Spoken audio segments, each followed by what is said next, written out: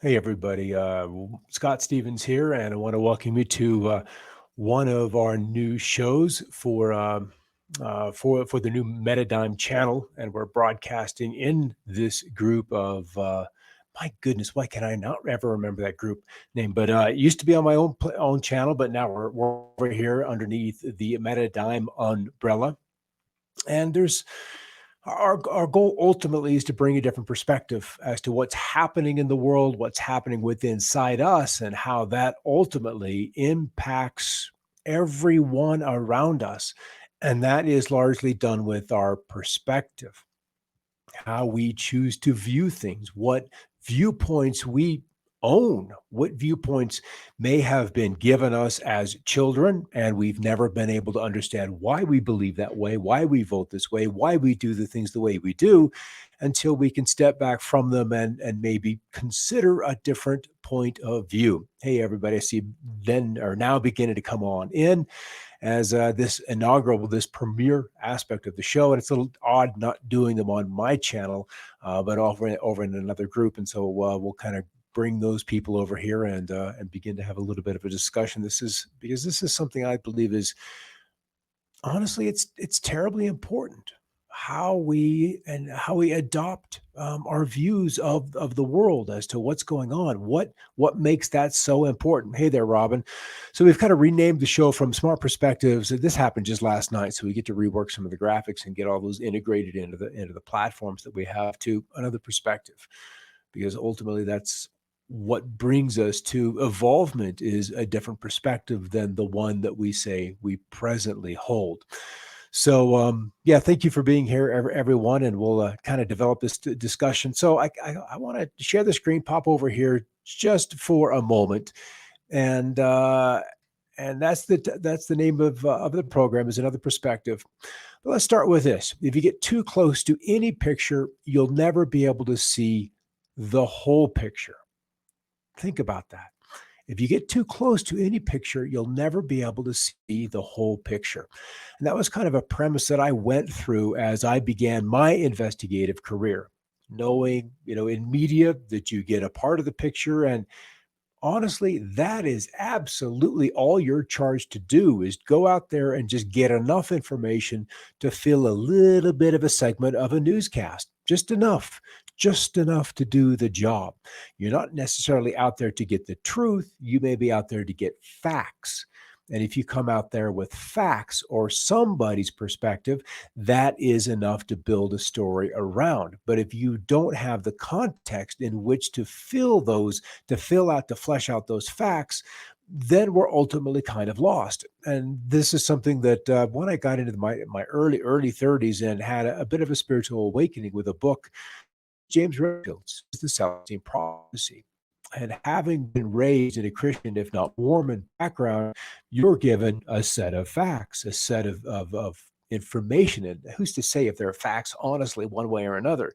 They're just a story that's passed on.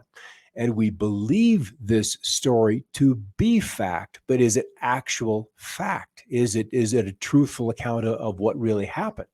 And that's something that we all struggle with at one point or another is what I have been told, are the stories that have been shared with me worthy of believing. And when we're young, we believe them hook, line, and sinker. We take in the whole nugget, we digest it, and we make it our own. And then it becomes a part of who we are. But what if, as we get to 15, 16, 17 years old, we grow up a little bit and we begin to gather our own information, our own data, our own stories about what's going on in the world? And you realize, no, that doesn't have any truth at all. We have friends that tell us a story about another one of our friends, and we believe it, and then that colors our perception of that individual, of that friend, or of that family member. And from that point on, that coloring forever colors how we interact with that person. It makes us mad. It makes us or we choose to be mad about how we think about that person or that event. And so in time, that little bit of information, that story, whether it was truthful or not, becomes the guiding light in how we view that event. And so we grow up being fed these stories. all through our toddlerhood to childhood, we go to school and we accept these stories, these facts as being truthful. Now, we can have information that are facts, but that doesn't mean it's necessarily truthful. We had Galileo, who was, you know, literally uh, brought before the papacy, before the Catholic Church, and he knew that he had discovered new facts about how the universe worked, that the earth wasn't in the center, even though that was accepted fact, that everything, because of our egos, revolved around that center. And so, good morning there, Tracy. I know you're up a little bit early coming from that Australian time zone. Glad to have you here. So we accept these facts as being true, and then that completely colors how we view the world.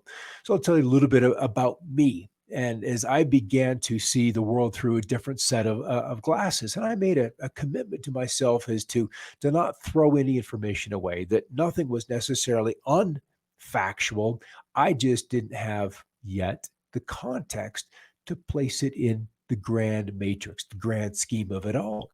So I became a voracious information digester. I would read this book, that news, this event, and try to put it all in a context.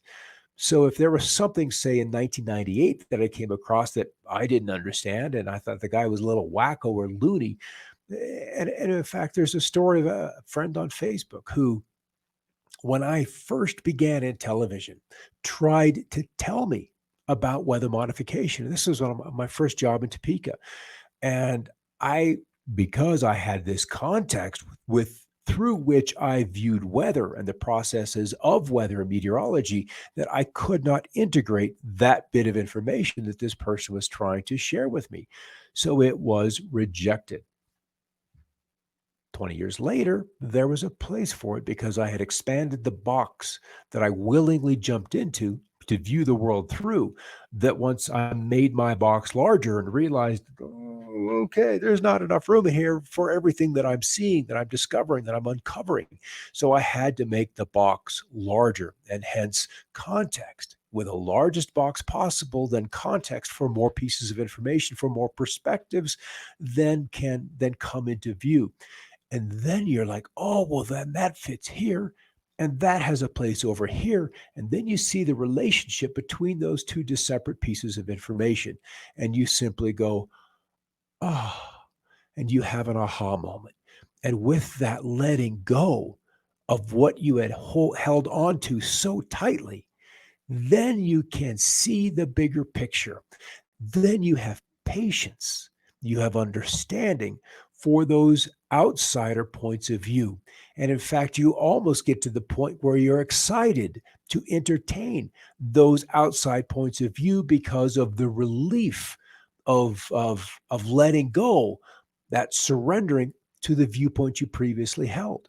So as I went through this awakening, that belief system that I was structured to fit within as a child, whether it was religion, which has very little place for metaphysics, there's almost no room for there, and philosophy, the reasoning, the logic, the rationality, there's almost no room for that either. It's belief. You believe. And in fact, you're taught in church hope, for the hope that it is true, the hope that this is there, the hope. Well, hope is poverty at its best. Either you believe and you have hope, or you can then begin to have faith, and then you can have a little bit of knowingness because you've had experience. And that's what awakening is an experience to bring about these other points of view. Yes, Vicky, I see Santa Claus. And Santa Claus, I don't know when I quit believing in that. It was awfully young because we didn't have a chimney. So how did he get in? And here it is. Here it is. Here's rationality trying to break down the fairy tales, which is all they really are that we're told as youth. And so you begin to critically think. You begin to look for holes, and that thinking. It's almost like you have to train yourself not to believe what you're told. That everything is ultimately untruthful, even though as human beings, we have this inherent desire or this inherent default to what is being shared with me is truthful. And so you kind of come at that. And I certainly had some experiences growing up in early relationships that, no, everything's truthful. I'm being told the truth. And then you realize that, no, no, no, no, no, this isn't necessarily true. And you can even take yourself a little too far where you don't believe anything, when you really should have a little faith or a little trust that there is another aspect to that. So as I stepped back and accepted more data, accepted more points of view, and then you can begin to build the composite that every bit of information, every author that you read, every story that you're seeing, whether it's in fiction, because there's an author behind every fictional book. And that author has had some life experience, has had some imaginary experience through which that story is being told. So there's something in there for you. Otherwise, you wouldn't have picked it up. It was the same with that Celestine Prophecy book that I read when I was 30. That book had sat in a spare room for months. And one day I was simply prompted to grab it. I took it to the bathroom, opened it up, and I didn't leave the bathroom until two chapters were behind me. And then I was set free in a way because I had a different perspective of how to view that which is invisible. And Nikola Tesla, I think, said it best once, years and years ago, obviously, that once mankind begins to investigate, begins to study the invisible, he'll make more progress in 10 years than he has in the last 100. And I can promise you that there are aspects of society that are already studying the invisible. And that information, that knowledge is going to be exciting to bring forth. So let's come over here and take a look at the next shot. So without viewing impartially, one's perspective cannot be sufficiently expanded to see the complete picture. And then the same mistakes are repeated. So this is why we have repeating experiences time and time and time again. We have an experience, we get into relationships, we take jobs, we say things that repeat and bring back to us the same kind of experience time and time again. And so it's not necessarily the experience that we need to overcome, but it is our reaction to that experience. So if we can look at that experience, let's just say it's poverty, that you've spent your money, you have engaged in desires to move that money through, to spend that money that aren't necessarily healthy. And so that experience of, okay, my wallet's empty. Now what happens? Now what do I do? Where do I go to replenish my supply of resources? And so then you're left surrendering. I need a different point of view. I need a different income. I need a different career. So over and over again, we are taught or need to be taught that it is our reaction to the experience that brings about the greatest of these lessons. And this is something that I've had to go through when you subconsciously make decisions, because most of what happens to us, probably as I've learned, 85% of our decisions are all happening subconsciously. And then we've got the physical reality, we've got the subconscious reality, which is there to guard consciousness, pure consciousness, which lies above. And so we have these little subconscious guard dogs that are always barking at us. They're always whispering in our ears, telling us to do this and do that, and don't do that, and don't believe this. And there's this constant agitation. So peace is really tough to find, and it's difficult, if not impossible, to find that then quiet space to where you can get the guidance that you want after. So indoctrination, oh Tracy, we've all gone through that. We've all gone through. I think by the time we get out of sixth, seventh grade, there's an aspect of indoctrination, and most of us have had some kind of a religious upbringing, and that is so imprinting because that promise of eternal life or being cast somewhere else for the rest of eternity is kind of tough to grasp, because as a kid, the whole concept of eternity isn't even one that is there.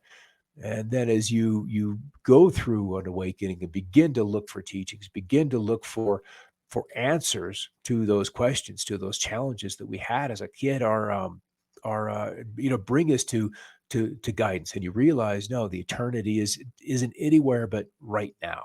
The future never gets here, and the past is forever gone. So we're always using that past as raw material to, how should we say this kindly, to get that we've always desired from the future. So we're kind of stuck in this nowness, and we don't know how to use it. We don't know how to use that as power. Yeah, subconscious guard dogs. Oh, don't we have all of those, Karen? We do, and they are so vocal. And we have our favorite ones too. We have those favorite dogs that we like to go and listen to, and anger may be one of them. We're just it feels good to get angry. It feels good to use that dog's viciousness to lash out.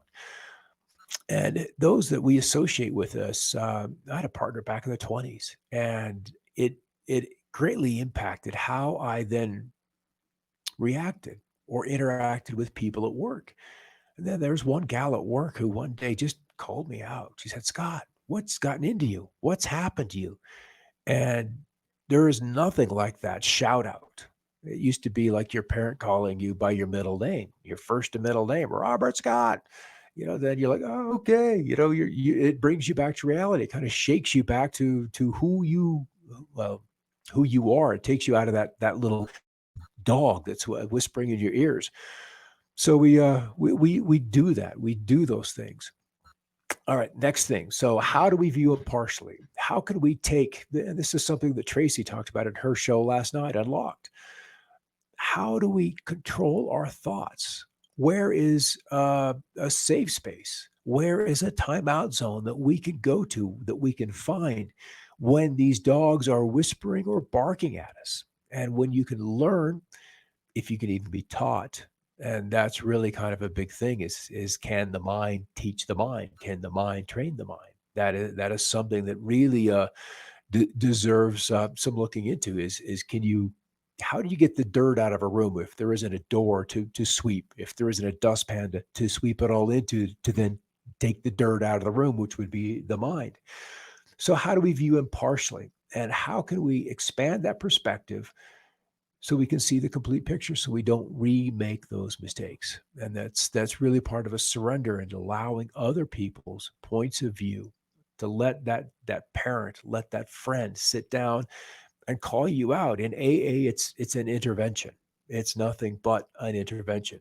And with that kind of intervention, if you can do it without that kind of an emotion attached to it, then you can hear. Because if we're so wound up, it's really tough to hear that loving voice that wants to correct you and bring you about a bit of change in your heart.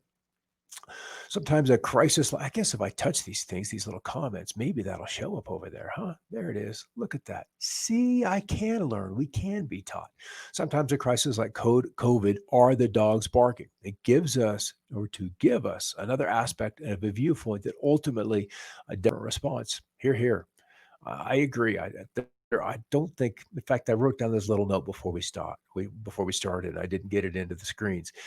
But can we get to the point where we accept accept the chaos that's here, and realize or understand, come to terms with, surrender to the fact that there is a divine orchestration.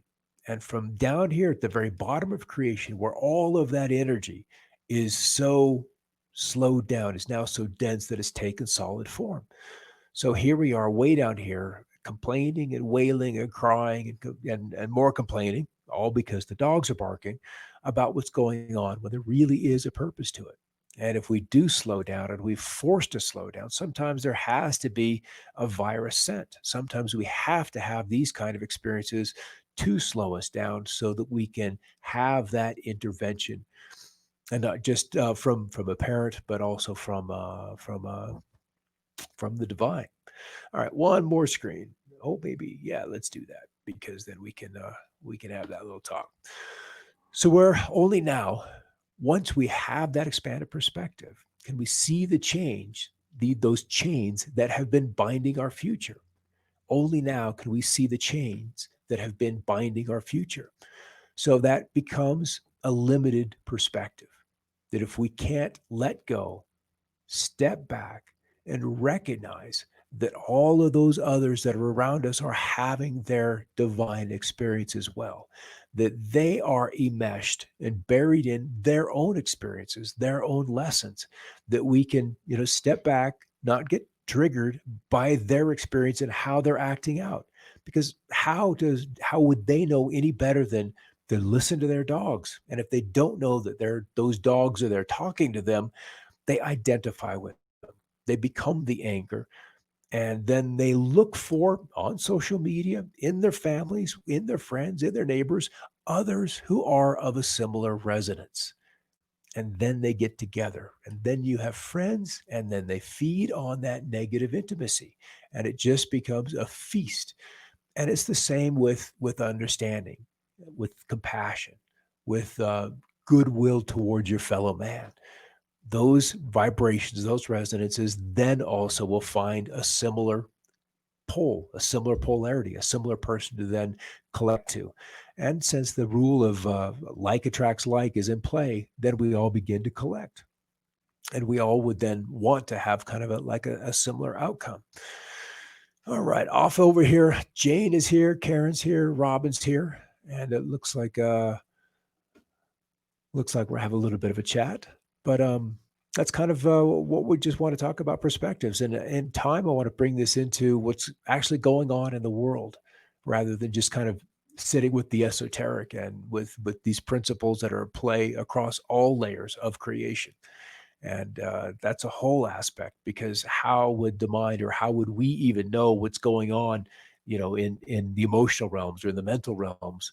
And since we simply, through our eyes and our ears, don't have access to those places to see what is also playing out up there, since we all have those realms embedded within us, we carry it with us, then that's kind of the great lesson, is to begin to realize that, and find that inner place where we can go and actuate what's happening in there. All right, we'll just let this be like a little shorter to begin with until we get things going on here. I want to thank you all for stopping by, and we'll look at another perspective. We're just going to do this in the beginning, a day, a week, and we'll probably, in fact, I know it'll grow as we move on through. And I had to put on a tie today because where I live, I don't get the opportunity to kind of dress up a little bit. And for years and years, going to TV work and suit and tie, I kind of liked it. It was a lot better than going to church. I just got to say that, because it was just fun. There was nothing fun about Sundays and dressing up. The best thing about Sundays and dressing up was getting home and getting back into comfy clothes. All right, everybody, thanks for stopping by. Hey, Stephen Futrell. He's a local from where I am, and just want to say hi. And we'll see you next Wednesday or tomorrow morning as Vicky begins to work on a project that we're kind of doing together, called, I don't know, am I allowed to say this, Vicky? I know you're in there. You can shout and say yes or no. We're working on a project that is going to have some legs. Let's just say that it'll have some legs, because with what we're going through, there needs to be a little bit of a guideline. It's like when the government's realized finally that we had this issue with COVID and with the virus. And if you're paying attention to what was happening in China at any point in January, especially early January, you could see that without governments paying attention to this, that this little virus was going to spread. That was very, very clear. And the restrictions on communications out of China weren't yet fine-tuned to the point that they are now. So there's a lot of information leaking out to seeing what was happening. And so we kind of had a little bit of a heads up that with governments unaware, or even if they were aware, they were unwilling to tell the people what was really happening. And that for me was the biggest mistake. If you can't be honest with the people that you have been charged or even campaigned to lead, then you're not fit to lead. And so every single government, virtually every government, was not prepared for this virus because they couldn't be honest with the population. If you can't be honest with the population, then you're going to have an accounting for that at some point in the very, very near future. With as quickly as things were moving in China, it was apparent to us in this team that we had to take action on a nationwide scale very, very quickly, and we were quicker than some others, at least in the States, but that this virus was getting out. And so that was kind of the one thing that really alarmed us, is that the actions needed to secure the population were not being taken. And so once the virus did get its foothold, then you have to say, well, it's too late. We've got to lock everything down, rather than just restricting international travel, which would have been the option, dealing with the borders. And then we could have had the economy up and going, and we would have dealt with interruption supply chain, but we would have been at work. And if we were at work, we could have compensated. We wouldn't have had the food issues that it seems like we're destined to have, because the supply chains and the workers and the factories, those have been, let's just say, they've been crippled by the virus and the work shortages, the work outages. And even now, as we've tried to open yesterday, all 50 states tried to open, but you've got workers that now don't want to go back to work.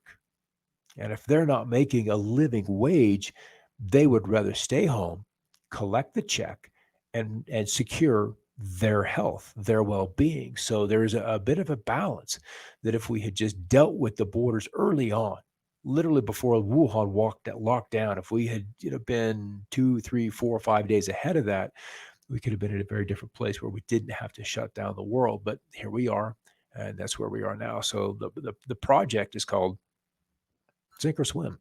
Simply sink or swim. Vicky had written the book, and I looked at it. I'm like, yes, SOS. That's it. Look at that.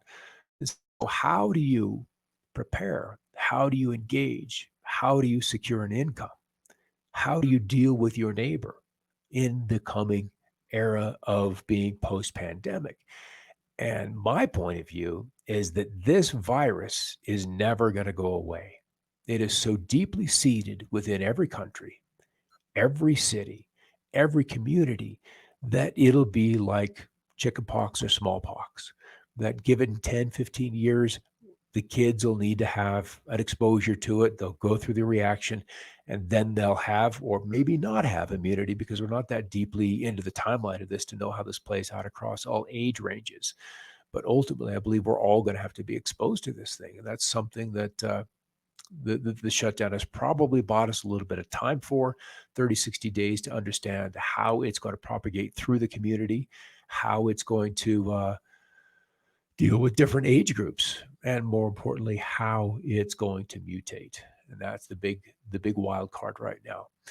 All right, everybody. Yeah, Vicky. So SOS, that's the project. We're probably 90 days away from getting that out, maybe sooner. Vicky's got, if she could show us her little fingers, they're probably a little bloody right now. Mine's more from gardening or just being stupid with switches here and there. But thank you for all of that work, Vicky, with this project, because it's something that we really don't have, is a guiding light as to how to get through this. That there is a solution, it is doable, and that it's going to take, as Tracy was saying last night in her show, that you can't solve these problems with the same consciousness that allowed it to happen, or even worse yet, created it. It's going to take a perspective that sees above it, so you can see the interconnectedness of it all, and then how to break it, solve it, overcome it, and then live a life to where that is not a risk in the future. All right, that's our project. Well, that's my little bit for the day, and we'll do a little weather cut in coming up at about 7 o'clock Mountain, 6 Pacific, and that would be 9 Eastern, or I believe I have no idea, Brisbane, where you guys are. That's early in the afternoon, if I'm not mistaken, or no, 10 in the morning. Time zones. They work because we're not on a flat Earth. They work because we're on a rotating planet. That's another perspective that you can step back up and actually see that it's around. Amazing, the power perspective. All right, everybody, keep looking up. I'm Scott Stevens. Have a great day.